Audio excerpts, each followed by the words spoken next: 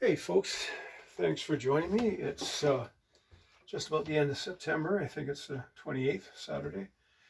Um, I haven't posted anything for quite a while because I didn't really have anything well, it was either me not having anything to say or the case where I was just in too much of a hurry to stop and make a video about it.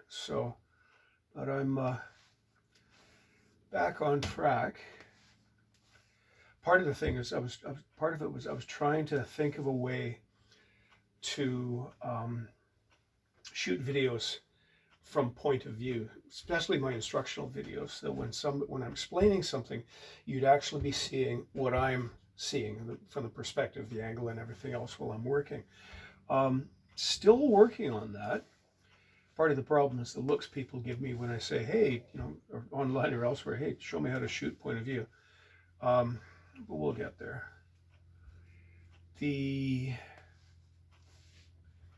What we got here, this is making me smile. This is an extra project. I'm literally working overtime on this in addition to my usual commitments.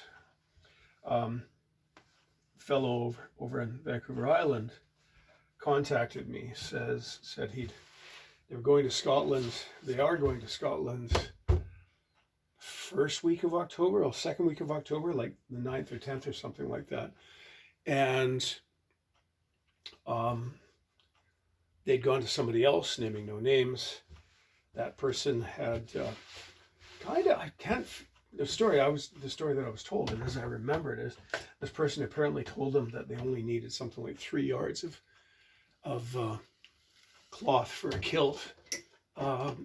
Maybe if you're living around 1778, 1790 or so, but kilts are generally longer than that these days.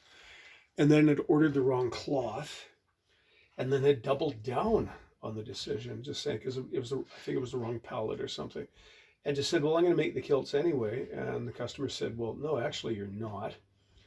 And I think they had to go to a bit of effort to get their deposit back from this person, but they came to me and they said, can you help? And I said, well, I'd certainly love to, but it's going to take at least 10 weeks for the cloth to be woven and sent from the time of order. So I simply can't meet that timeline. But they went out and they shook the internet to pieces, and they managed to find somewhere in the world somebody had the right amount. Because first off, I told them three kilts. If it's single width cloth, it's 8 yards or 7.4 meters a kilt. So if it's single width cloth, you need 24 yards of cloth, 3 times 8. If it's double width cloth, 140 centimeter wide, then we can get by with 12 yards. Because out of 12 yards, you're going to split it down the middle, have 2 8-yard kilts, and then take the remaining 4 yards of double width, split it, join it, and make the third kilt out of that. So I explained exactly what was required. They shook the internet to pieces and they found the cloth. They had it couriered to them, and then they jumped on the helicopter, helijet, the helicopter that flies 1 or 2 times a day from Vancouver to Victoria, return. Last time I looked, it's $120, which is a hell of a deal. Yeah, so they flew over with the cloth, handed me the cloth. I measured the 3 of them and showed them again, showed them the options, showed them what options they had for pleating, to the set, to the stripe. And again, I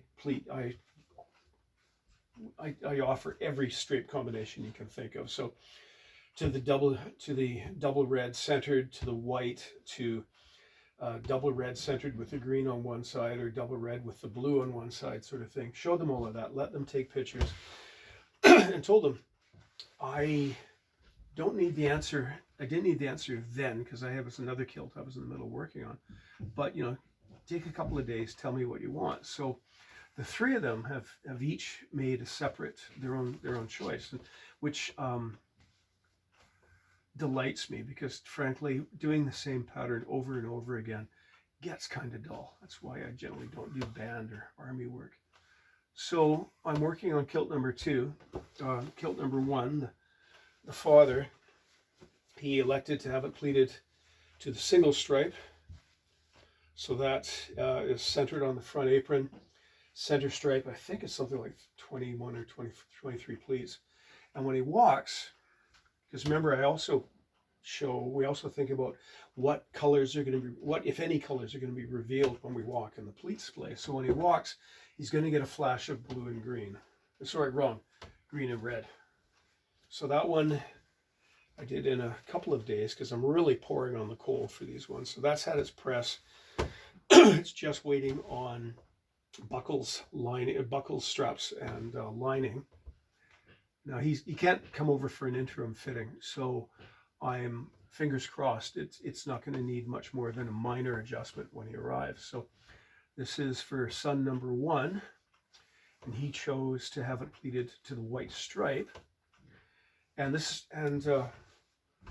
when I started this morning, it's now what, 3:45. I started about 7 o'clock this morning. I kind of slept in.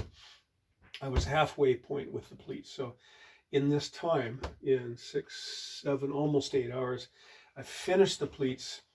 I've shaped the inner apron, and again, given a little extra width to the inner apron so that there's a cloth backing behind the inner strap so it doesn't pinch the customer on the hip. So I've shaped and sewn the inner apron. I've put in the canvas, and I've done the outer canvas, and then I've done the fringe on the outer apron, but I haven't done any work on the outer apron yet because I'm gonna contact him. My goal today is, as you can see, I'm basting it for pressing now. My goal today, in the next couple of hours, I'll finish the baste, I'll get the first press, and then it'll sit on the table overnight to dry out. And then I'll take a bit of a well-deserved break because I will have been working for almost 12 hours. Can't work harder, can't work smarter, I can work harder. So yeah, this one, yeah, we're just about there. And I took this on without a second's hesitation because, as I've mentioned elsewhere, anytime I hear a story of bad customer service, I try to find a way to turn up my own customer service just beyond that, and just mocking that other person, I'm not going to call them a Kiltmaker, that other person, mocking them in silent reproach because, and I admit this is petty of me, but hey, I'm a vindictive person, because I strongly suspect that these 3 clients are always going to tell the story about the Kiltmaker who screwed up, and also tell the story about the Kiltmaker who pulled it out of the fire and saved the day. So yeah, call me petty, you're right, but we have standards. So there. Yeah, so we're going to finish doing this. I'm going to give it a press, take a bit of a break, and then back to work tomorrow. So let's see, it's, I think Tuesday's the 1st. So yeah, by Friday, all 3 kilts ready for the final fitting and adjustment, and then off they can go on the trip that they're taking. So yeah, looking ahead, when I sort out that how to video showing point of view. I mean, for all I know, I might make a bracket in the ceiling here, just pointing straight down, and fiddle with the range, the focus, and everything else, so that I get something that will clearly show what I'm doing. Because what I plan to do in the future, I'm not going to jinx it by announcing a start date, but what I plan to do when I'm not working to critically tight deadlines is go through the construction of a new kilt step by step in just about real time. I mean, I don't expect you to sit through me sewing all of the pleats, but the entire procedure, from the initial consultation, the initial decision making, the pros and cons of each step, it's fully explaining each step, and then laying it out, the whole thing from start to finish. And following that, or perhaps preceding that, it depends how it all goes, I intend to do a similar series on alterations, both from the most simple to the most complex, from the what I call the profound alteration, where we completely tear the thing down and build it new again. So we have that to look forward to. In my free time, I've been building another currach with my friends that I go rowing with, and I haven't. That's what I've been doing to relax. So I'll work at the bench here for a bit, and then need to stretch my legs a bit. I'll get fidgety, so I'll go out in the boat shed and I'll create wood dust, or I'll reduce an expensive piece of wood to a smaller expensive piece of wood with some value-added shavings. So, but I hope to post a video of the completion and the launch of that boat, if the weather hasn't completely gone by this point. So yeah, been busy, keeping well, looking forward to doing much more. Now I'm on the roll here, so I'm just going to let the damn camera run while I finish my bastes, rather than break up my momentum here.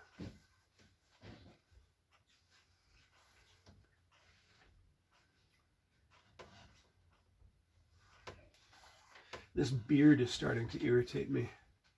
It's a bit long. It catches in my zipper when I do up my my rain jacket, my anorak. But let it go for a couple of more months. Wait till Christmas has passed. Because yeah, I'll probably be playing Father Christmas again this year. And then smarten myself a bit up after that. I kind of miss being well groomed. Okay, so I've run past to do the pleats there. I think I'm not gonna, when I press this, I'm not gonna press the edge of the apron, just in case I have some alterations when this chap comes by. Okay, so there we go. I'll get back to work, you get back to your lives, and we'll see you when we see you.